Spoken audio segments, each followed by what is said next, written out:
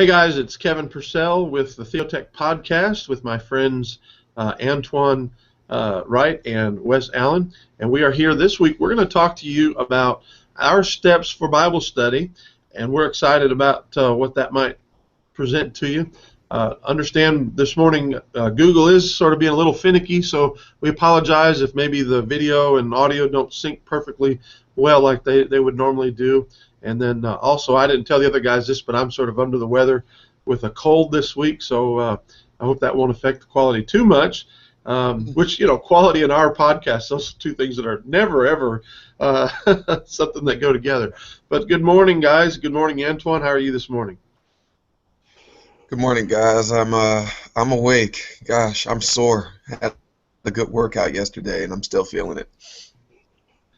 All right, Wes, how are you? Doing well, a little cold. Did not work out yesterday. Fat and happy. Fat and happy. All right, and you got this little grid thing on your face. That's pretty cool looking. Oh, you know what? I kept the overlay on. Darn it! That's why I'm seeing the title safe. Give me a second. I'll fix that. All right. That's a good overlay, man. Leave it there. You like that? You can see this is this is for folks who are doing video. It's borderline. So. The title safe bar, and that's. Let me see if we can go through.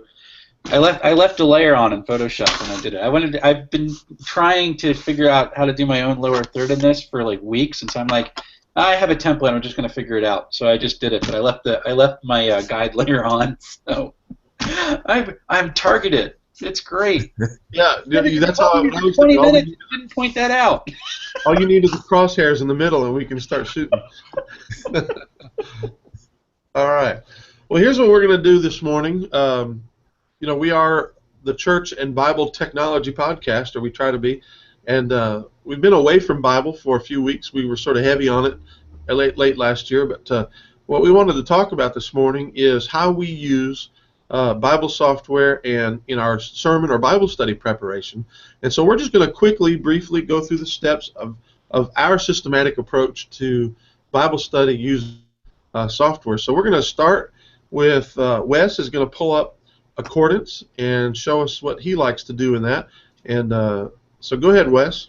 Sure. Let me get my screen sharing on here. That's my sermon for today. There we go. Here, you guys see in Accordance? Yep. All right, so this week, this is the problem is I'm kind of preaching on a song, passage that everybody knows, and we'll just be singing the song the entire time.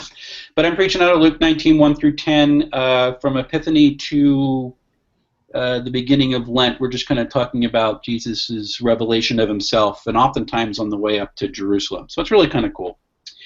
And so here's my layout in Accordance. You can see over on the...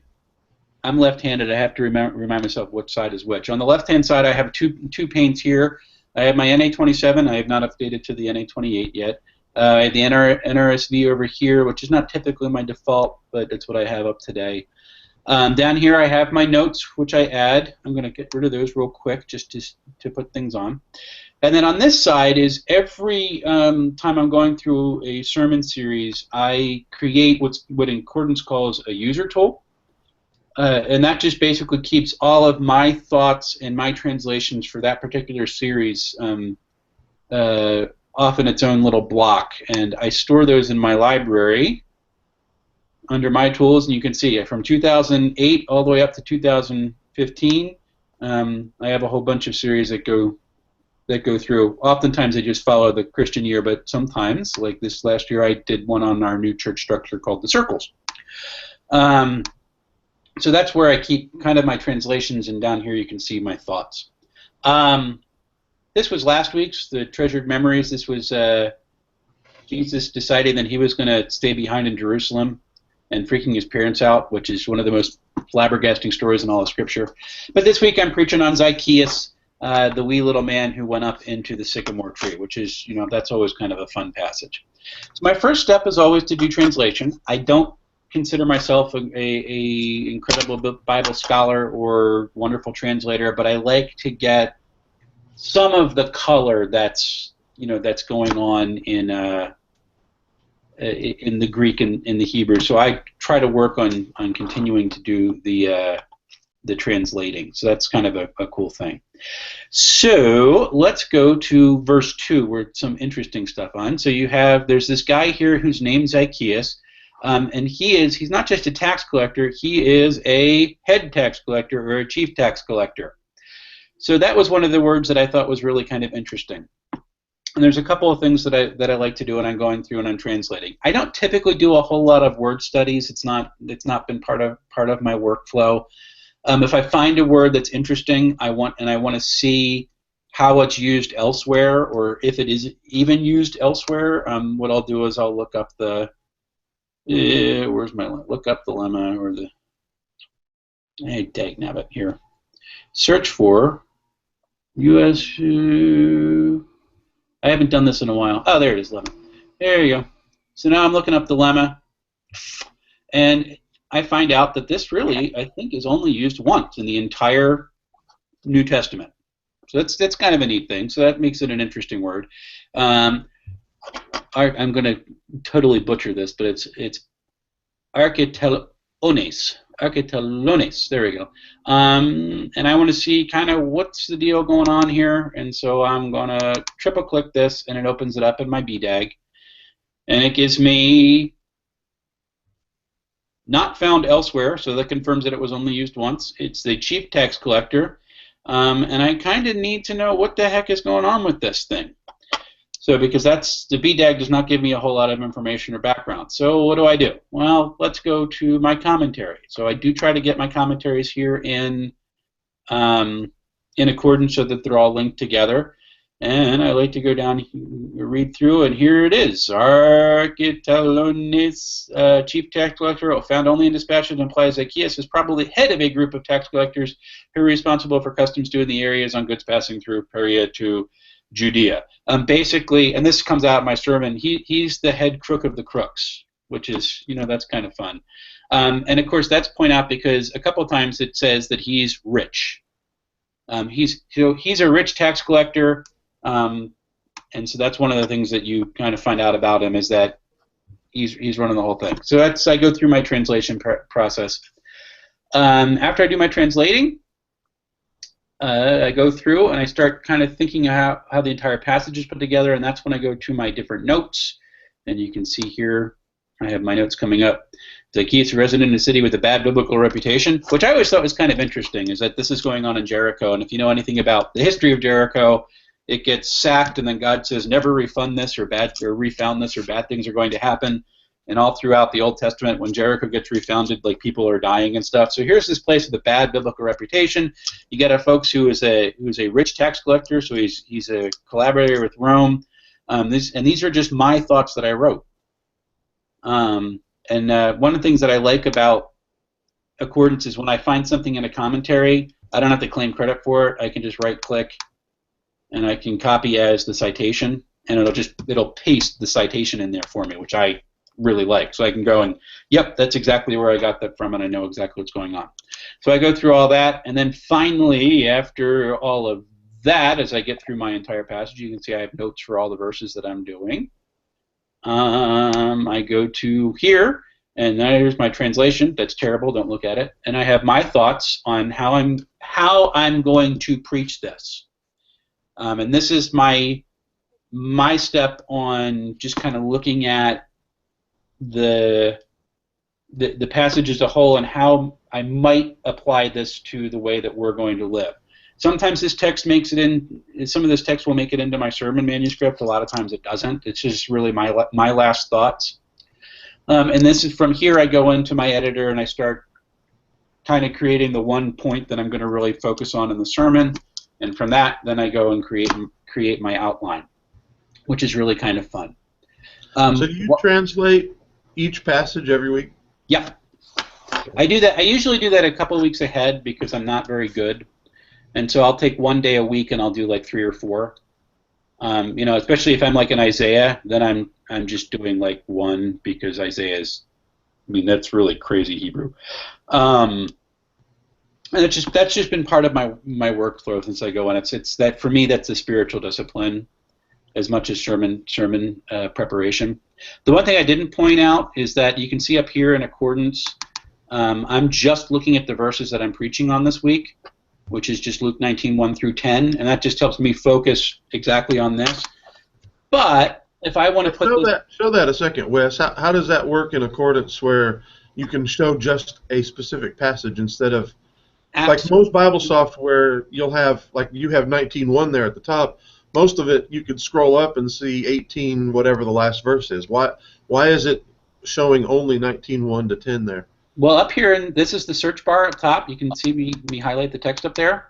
There's two types of searches in accordance, and most Bible software will let you do this. One is for words, and that searches the text for whatever input that you put in. The other is for verses. If I search for words, and that's what I did over here. Well, actually, I was in the money changers for some reason.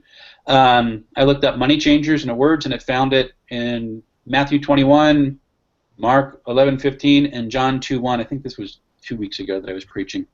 And so it gives me all the times where it finds the phrase that I put in there. That's for the word search. For the verses, I can put this to any number of verses that I want.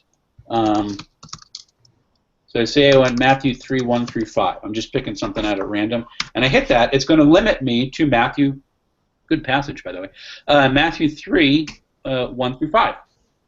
And that's the only verses that will show up. And that helps. What if I want to see more? This was what I was about to get to. Okay. So let me go back to my Luke 19:1 through 10. So here I'm back in the passage that I'm preaching. If I want to see more, I can actually do this, is a context slider. So I can go bloop, bloop, bloop, bloop, bloop, bloop, bloop, and it's going to show 9 verses above and below the passage that I have searched, so that I can kind of get a little context. So if I want to see what's going on here, and for me, in this passage, it's really kind of interesting, because I went up front. You see that Jesus is going to Jericho, and if I go one more, it'll put all. And what I find in all is Jesus. It confirms what I already knew. But if I go all and scroll up just a little more, as you can see that this passage takes place on Jesus' kind of final trip up to Jerusalem. That's kind of an important aspect. But you see his first encounter near Jericho was this blind man saying, Jesus, son of David, have mercy on me. So he has 2 encounters around this city that has a bad biblical reputation, and in both of them, Jesus offers an extension of the kingdom of God, which I thought was kind of cool. So that's how I show context for that. And then if I want to go back, I don't have to change it up here. I'm just going to scroll back down, and there I am back in the passage that I'm working on that day. So that's a real fast example of how I tend to use accordance in my general study. I didn't, look at word usage or all sorts of things like that. I do some of that sometime, but that's my basic gist. Is that clear as mud for you guys? Yep. Any other questions? Yeah, that works. All right, I'm going to stop sharing my screen then. Okay, cool. All right. Did you have anything, Antoine, you wanted to ask him or comments about it? No. I've it's been a while since I jumped in Bible software, so it's always good to see the workflows that all of us have when we're in one, and how we navigate from what we're looking for to what we got. It's pretty cool. All right, so I'm going to go over here and let me get into Logos instead of you see in the infinite thing there. I'm going to show my steps, which will vary, a lot from Wes's. I'm going to show it using Logos Bible software. That's kind of either Logos or Word Search or BibleWorks, depending on which computer I'm sitting at, will be where I get started. And what I do is, let me show you. Before I ever get started in preaching, I pull up. Logos has a thing called the passage analysis, which I think you can see there, and it will give you the different pericope sets depending on what translation that you use. And so I have my top favorite translations that I use most often here. ESV first, HCSB, which is a Holman Christian Standard, the New American Standard Bible, and NIV, the old version. I don't like the new one as well. And, of course, the New King James. Anyway, and this will give you an idea of, well, there's the nice little beach ball slowing me down for some reason today.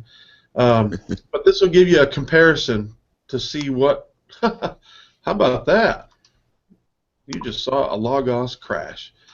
I am running the beta version of Logos 6, the most recent beta version of Logos 6, and so that might have something to do with why it dumped out on me like that. I'll just hit that so we can get back into it quickly. It's pretty stable. That's the first crash I've seen in Logos 6 in weeks. But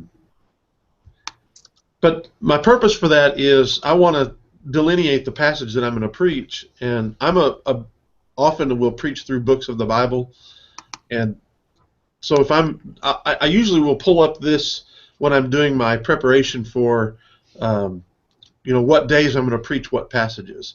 If I am just starting at the beginning of each week, I've already done that, made that decision, and so I don't have to go back in and re-guess which one, which passage to preach. I've pretty much already decided that this week I'm going to preach this verse through this verse. Next week I'm going to do that verse through that verse. You understand what I mean? Mm-hmm. And it's through that pericope set is what I use to I don't follow it slavishly, but I use it as a guide to help me do it. So I wanted to show that first. Well, that's a good, useful tool. Now, it's almost like it's like a visual outline almost. It is. In fact, let me show it to you again, just because it has more to it. You get the word tree, and what the word tree does is it takes the verse that you're currently at, and it will take, here's sort of the key verse that everything falls off of, and so that helps with some outlining. Now I can click on it, and change it. Now that doesn't always work and isn't always helpful, but you see what I'm saying? So, and it ordered by occurrence in this case, okay, frequency, alphabetical, and so it's kind of an interesting tool. It's giving you. I'm sorry? It's giving you word usage. Is that? Yeah. I wasn't quite certain what I was looking at there. Okay. Yeah, this will help me. So it's almost like a word cloud. Okay. Yeah. And then these other things, this shows you how different the translations are. And that you click on one and it'll take you to that translation. I don't use these that often, except, shows you how far it is from your main translation. The verse river does the same thing. It shows you how different. But the main one I use is this compare pericopes, and it helps me. And so, like this coming week, I'm preaching 1 Corinthians 11. I'm actually doing 1 through 16, not just 2 through 16. There's an issue: is verse 1 really supposed to be with chapter 10 or with chapter 11? I think Paul intended it to be with both, and so that's why my last sermon ended on verse 1, and my next sermon is going to start on verse 1. Okay. So then I'll go in and I will just read the passage in as many translations as I can. Now, they have a tool called the text comparison tool that I can open over here on this side, and it gives you the verse, and you can go verse from verse, and if I want to, I can set this up to link so that this is linked with this passage. So what happens is, as I scroll up here, for some reason this computer, we were having trouble with Google. This computer's running really slow too. I wonder if it's indexing your drive. Yeah, maybe. And so this gives me the chance to do that. And so I will first thing I'll do is I'll just read my passage in multiple translations.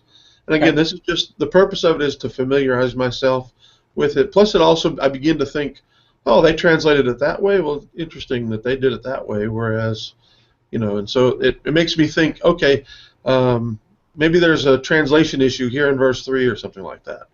that I can later on pay attention to. And I'll actually come over here and take notes and put notes all along the way.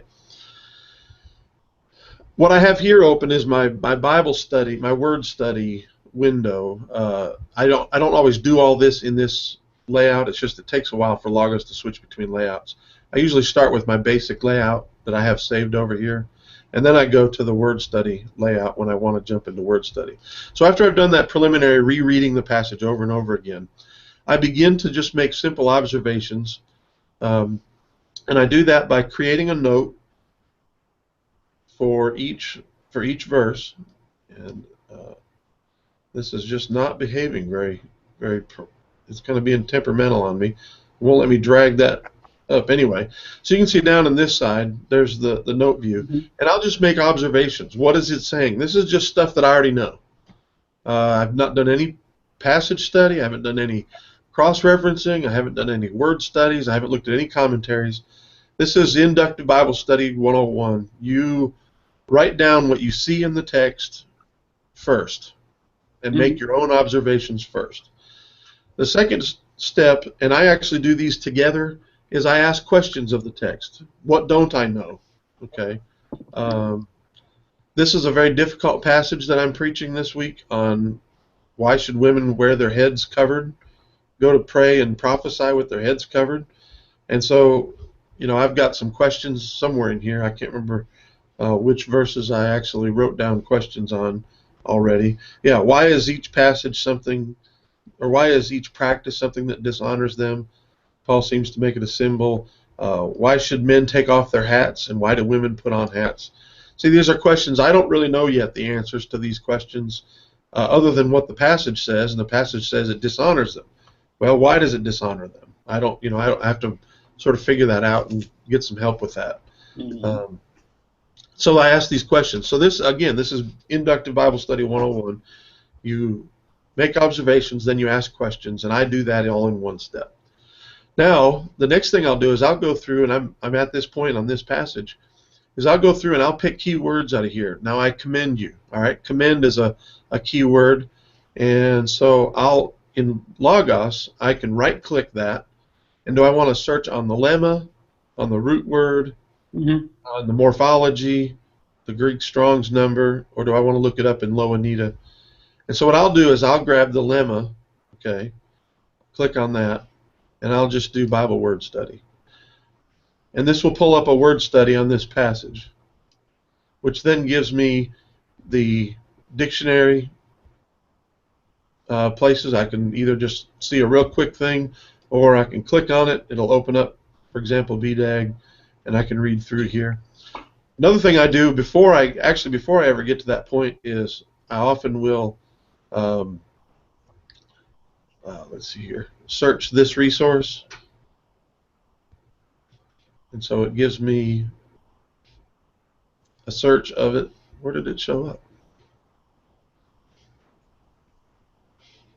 That's strange. It didn't actually search, did it?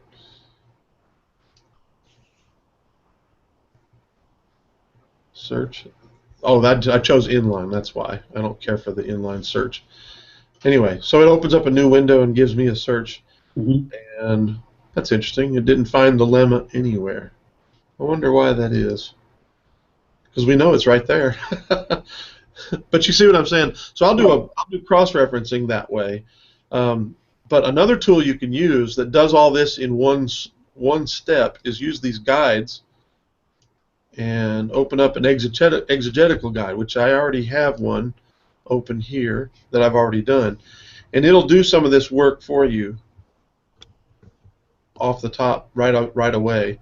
And so all things, that's not really all that thing. Lawful, this is an old one, by the way, from last week. And so I can look up, it'll give you, parsing information, you can even access hear the word. Parsing information gives you links to the different, my different dictionaries and that sort of thing. I have these ordered in Logos, and so my favorites are here at the top, and I can go looking through them.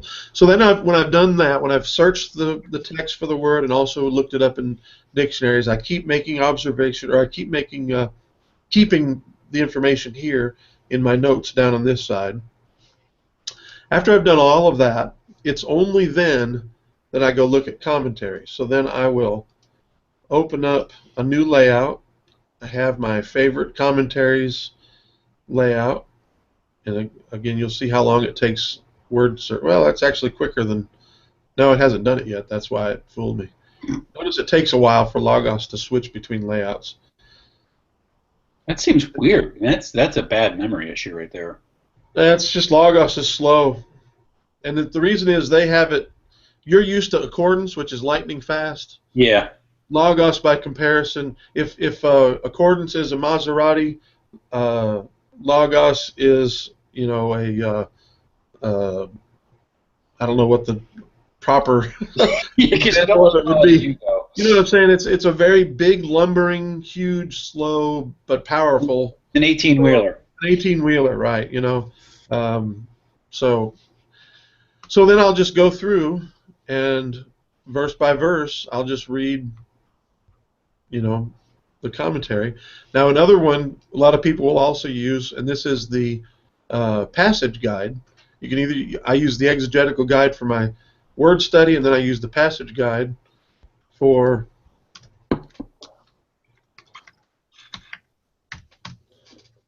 when I get to commentaries. And the passage guide looks up more than just commentaries. Looks up journals, my content, if I've done anything. For example, I've got a sentence diagram that I did on this passage. Okay. That's something I forgot to title it properly.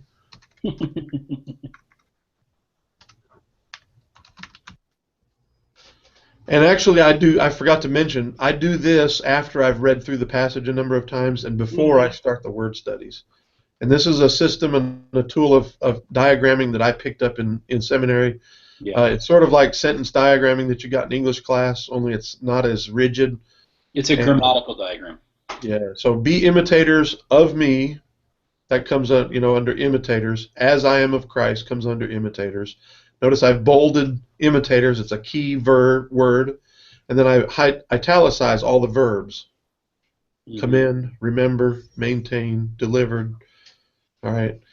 And what this does is this gives you a visual look at the structure that Paul gave to his content.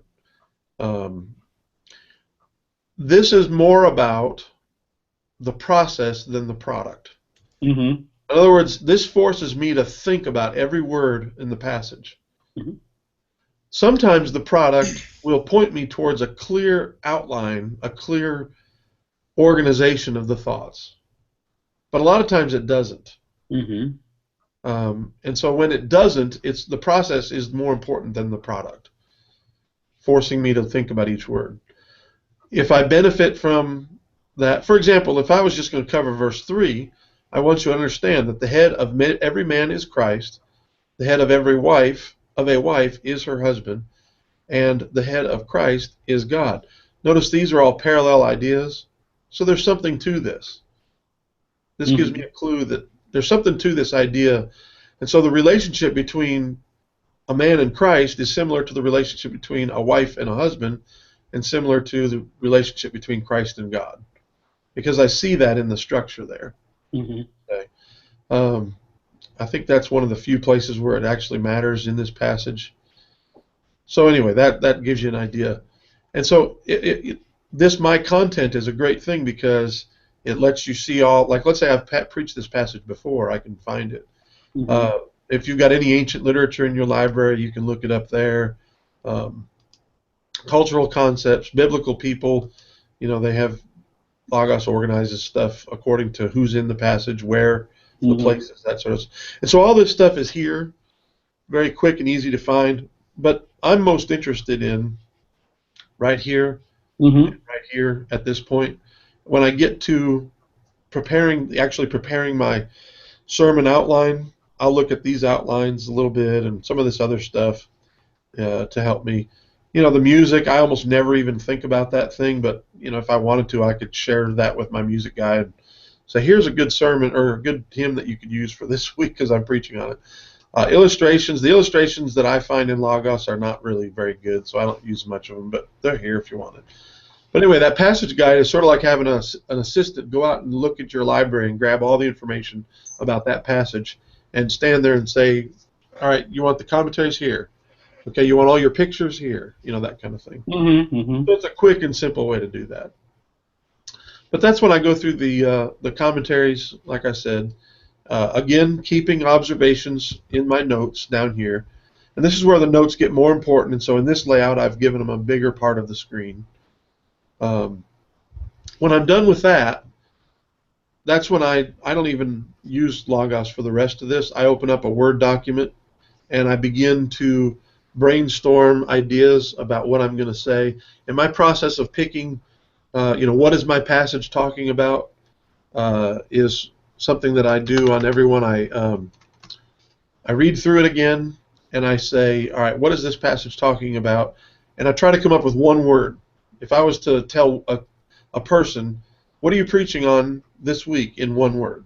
Okay, I'm not at this point yet on this passage, and so the only thing I would come up with, right now is maybe head coverings. But I know that's not really what this is about, because that doesn't apply to us today. Head covering. Well, that's not. Some people would disagree with me. Paige Patterson, president of Southwestern Seminary, he was president of my seminary when I was a student there. He actually says, yeah, women should keep their heads covered. And so his wife Dorothy walked into chapel every single day with a hat on, literally. So, I don't know what I would say. It might have something more to do with this verse down here. If anyone no, where is it? Not that verse. There's a verse in here that says basically, all things come from God. Okay. And so this passage, I think, might be about submission. Anyway, so I'm going to come up with a one word and then a complement, which narrows that topic down even further. If it's about submission, what is it saying about submission? And so it might be about, submission to authority, or I don't know yet, but you understand what I'm getting at. And then I take that to the outline by putting that in the form of a question that this passage answers. I imagine, what if someone was coming to me at my church office and they had a question for me, and my answer was, 1 Corinthians 11, 1 through 16 answers that question. What would that question sound like? What would it be? That I would naturally go to this passage as the answer. And so and then I find, the outline is, when I come up with the sermon outline, it has something to do with the answer to that question.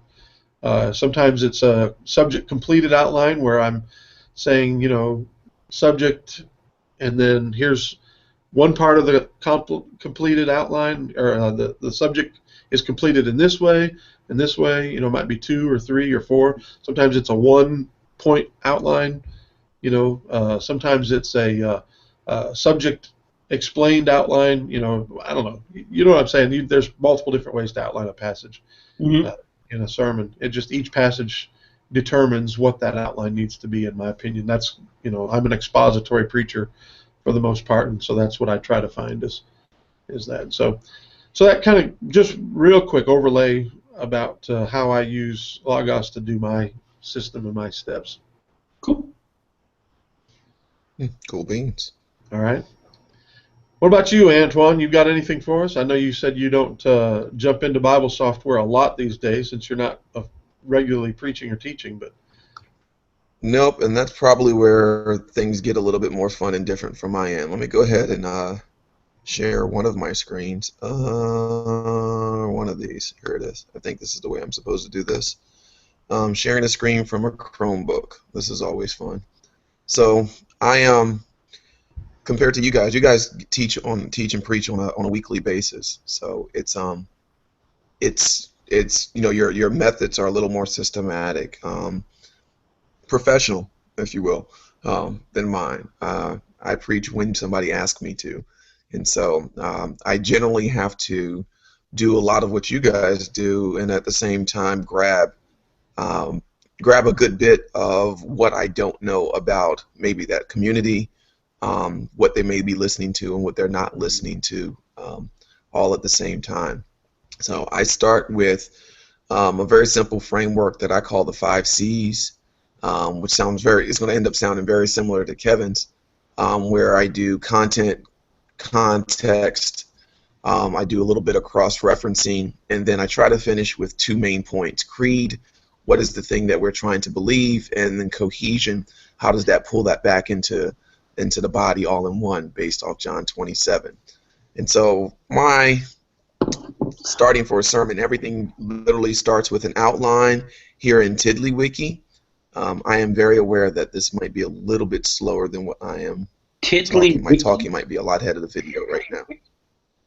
Now, what's the name of that again? Tiddlywiki? Yep, Tiddlywiki.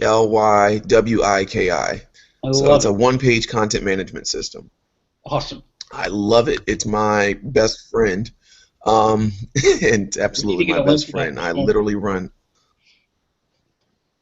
Yeah, I literally run a personal notebook. All the book happens to be my sermon notes. So like what you guys are seeing here, I did some last preaching I did was back in August for a gentleman here in Charlotte, and I literally started out writing some really blank, dumb ideas. What am I going to do? How am I going to do it? And then I went to, what is it that they're looking for? What's the content? What's the meat of the piece? Fortunately, he gave me kind of a free rein to just talk about whatever, and so I went into the book of Titus, which is actually where I got this idea of 5 C's from, and I just basically started with my outline, just real simple outline. Every outline starts with an about me. Then I just explained to them the 5 C's, which is the way I walk through Scripture. And blending through Scripture here, most folks at this point, at least most pastors that I've run across, or at least Bible students, would usually say, "Hey, Antoine, where's your Bible software of choice?" At this point, because once I have my outline, I'm pretty much as extemporaneous as they come. I can pretty much talk and talk and talk and talk. So I usually end up, yeah. Well, I end up usually pulling up my Bible at this point, which is called All Books. All Books is a Bible web app that I developed because, frankly, I was not pleased with anyone's. So I took what I know about web and user experience design, and I basically built my own. And if it looks like olive trees or anybody else's at this point, that's actually because they probably stole it. This is about 4 years old right now. It's a spatial Bible reader. It allows me to walk through the text as fast as possible without losing my place as to where I am. So what you're looking at is kind of like my top layer here. This is just a fresh install of All Books so that you can actually read the books. What ends up happening is as I read through the text in All Books, the book names and the book titles actually start to fade to nothing, to being transparent. That way I can see at a glance what do I read most often and what don't I read very often at all. I use the content from out of my Logos Biblia account and a few other resources. And so when that content uploads, I just get a very plain manuscript version of the text. Over the last, I want to say 6-7 years, I've run away from using chapters and verses in a very literal sense.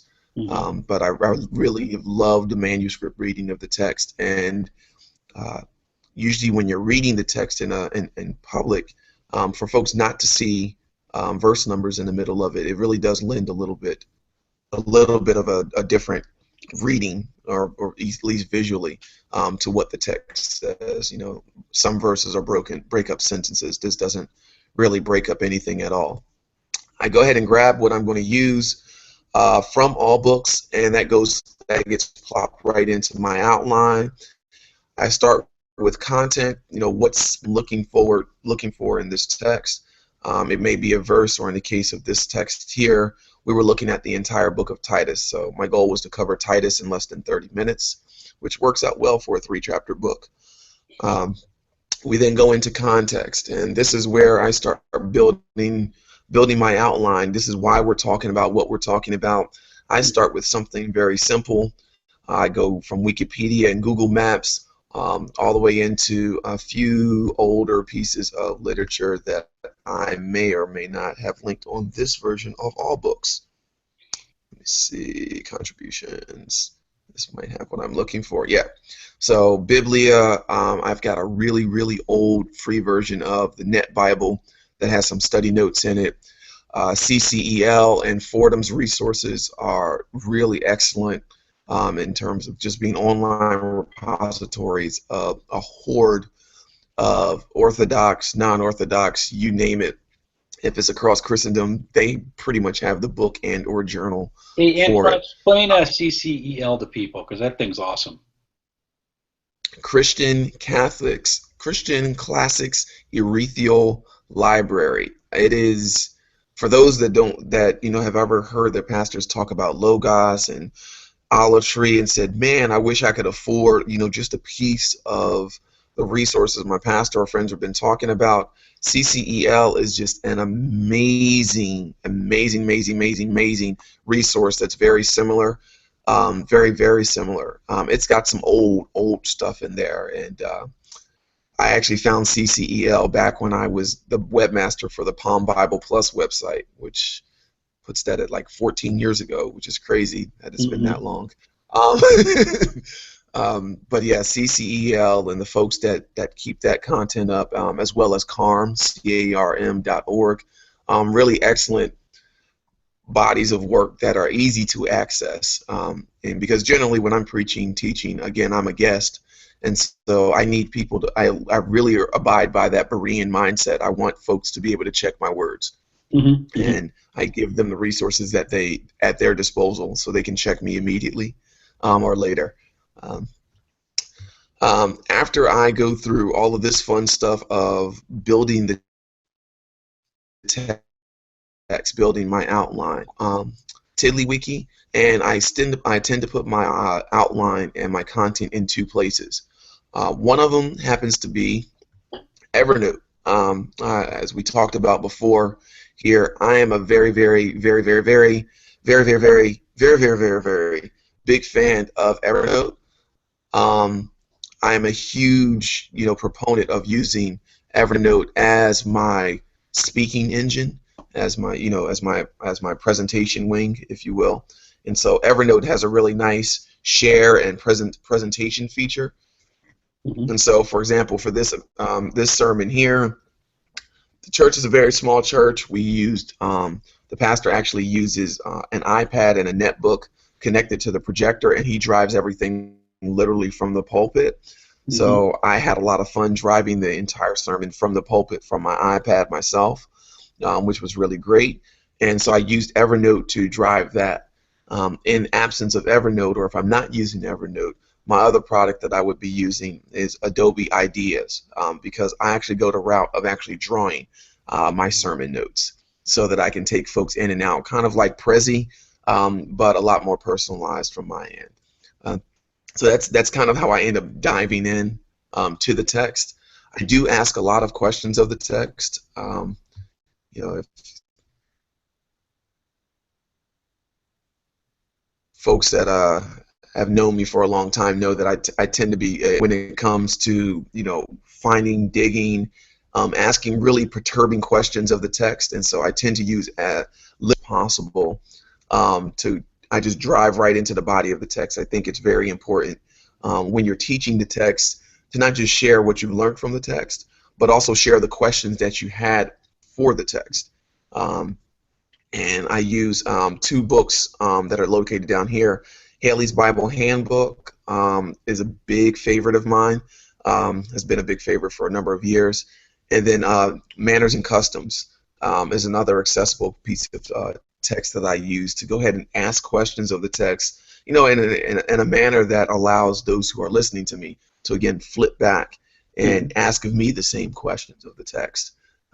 Generally speaking, after I'm done talking, teaching, that pastor and I have had a really good sit down again after that, because then we start going through our various study methods, source texts. How do we get to this? How do we get to that? It's really ends up being a really fun discussion that gets its rightful branches in both directions. So That's literally how I go through, not just preparing a text, but literally how I go through and study it. All books, I should probably show this.